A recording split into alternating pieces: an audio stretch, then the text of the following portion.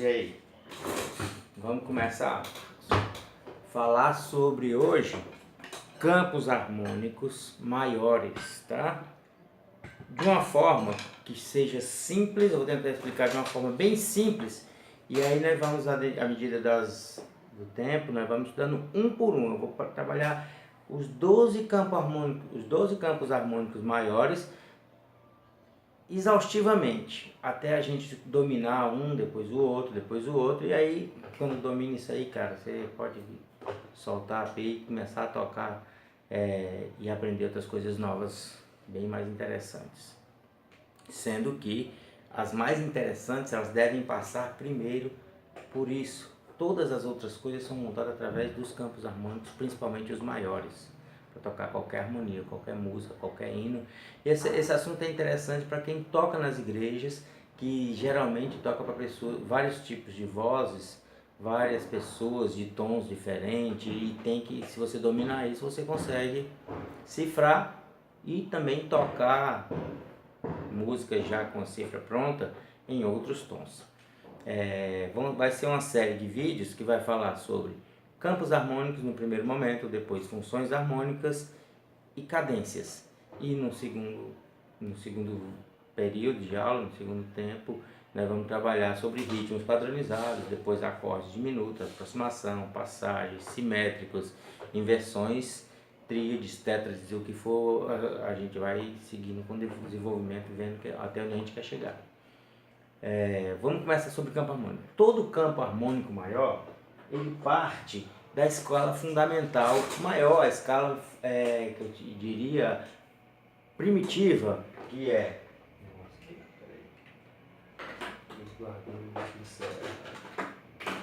Vamos lá. Toda escala ela segue Dó, Ré, Mi, Fá, Sol, Lá e Si. Todo campo harmônico maior, sei que está meio ruim para vocês aí, mas dá para entender. Todo campo harmônico maior, ele segue dessa escala fundamental lá. Dó, Ré, Mi, Fá, Sol, Lá e Si. Respeitando, quando eu mudo o grau, quando eu mudo o campo harmônico para outro tom, por exemplo, eu estou aqui no campo harmônico de Dó. Essa nota rege as demais. Eu tenho que respeitar, para montar um campo harmônico, os intervalos entre graus, os intervalos entre o primeiro para o segundo, do segundo para o terceiro, do terceiro para o quarto, do quarto para o quinto, do quinto para o sexto, do sexto para o sétimo, e aí eu colocaria aqui do sétimo para o oitavo, certo? Para que eu saiba usar esse sétimo grau. Isso são as distâncias que eu tenho que respeitar. Por exemplo, se eu pegar o braço do violão, o instrumento que você estuda, ou o teclado, vamos falar sobre o violão, porque essa aula específica eu estou dando ela para uma pessoa que toca violão. Do Dó para o Ré, se eu pegar a notinha Dó para a notinha Ré, eu vou ter sempre uma casinha entre elas. Uma casinha entre as duas casas, nota e Ré. Isso eu chamo de um intervalo inteiro, de um tom. Eu passo como se tivesse mais uma nota aqui, que existe essa nota. Do segundo para o terceiro, eu também teria aqui um tom.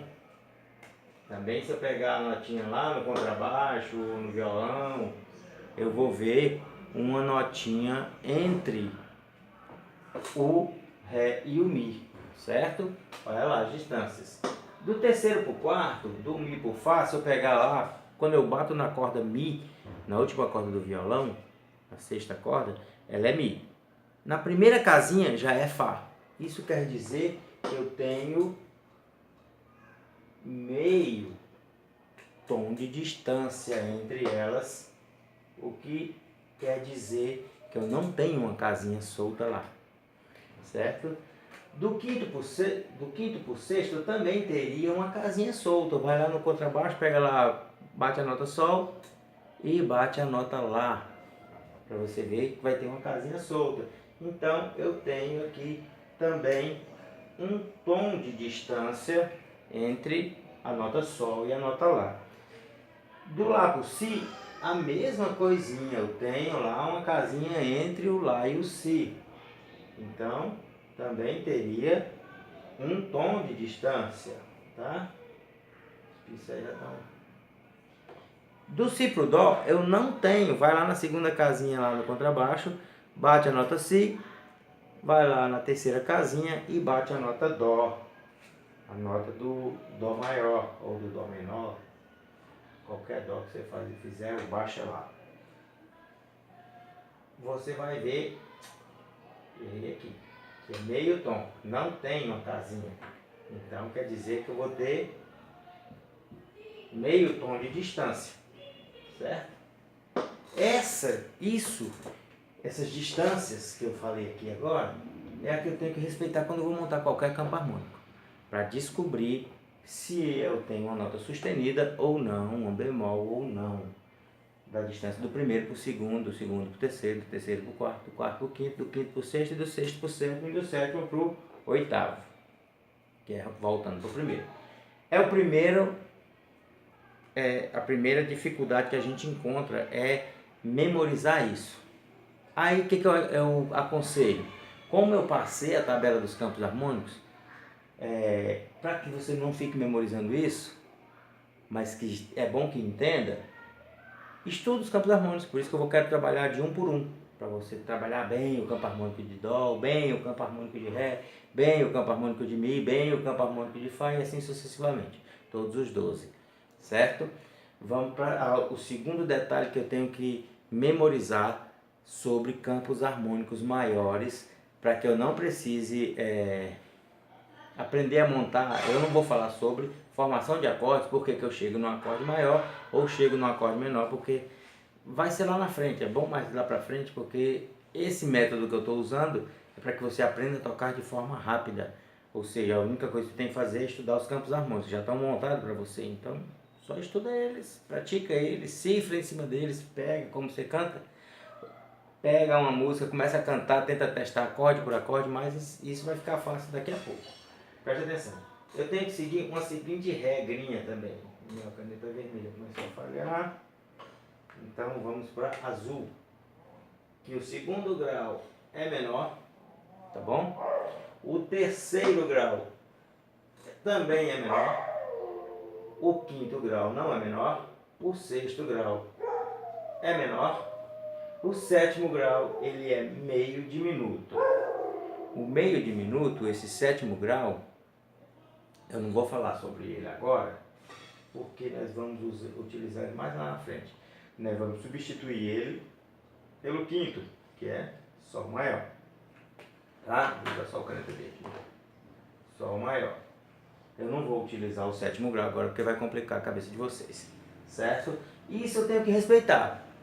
As distâncias entre graus e a formação do acorde, quando ele é um acorde maior, quando ele é um acorde menor, dentro dos campos harmônicos, os graus maiores e os graus menores. Ou seja, num primeiro momento nosso, nós vamos estudar apenas 6 graus, até o acorde tá ruim. Nós vamos estudar apenas 6 graus. Esses 6 graus vão ser 3 maiores e 3 menores, tá? Os 3 maiores, eu costumo chamar eles de vozes. Outras pessoas vão chamar de outra forma, mas eu coloco como vozes principais, os 3 maiores. Tá? Vamos pegar o campo harmônico de Dó, vou falar só dele, e aí depois a gente vai transcorrendo através dos exercícios sobre os outros campos harmônicos. Eu tenho, no campo harmônico de Dó, abre a sua tabelinha que você tem aí, eu tenho o Dó maior, o Fá maior e o Sol maior. Os 3 maiores, tá? Nessas 3 maiores, apesar de no campo harmônico, nos campos harmônicos maiores, eu também possuí 7 funções harmônicas, seria tônica, supertônica, mediante, subdominante, dominante, submediante, sensível e subtônica. Eu elimino isso porque não vai servir para mim por enquanto e coloco apenas 3 funções harmônicas. Seria a tônica, tônica. O que eu falaria sobre a tônica? A tônica, ela é o acorde que determina qual campo harmônico eu vou usar. Ou seja, o primeiro grau. Estou falando de Dó, eu vou usar as notas que compõem o campo harmônico de Dó. Dó, Ré menor, Mi menor, Fá, Sol, Lá menor e Si meio diminuto. Certo? Fá, eu colocaria como subdominante.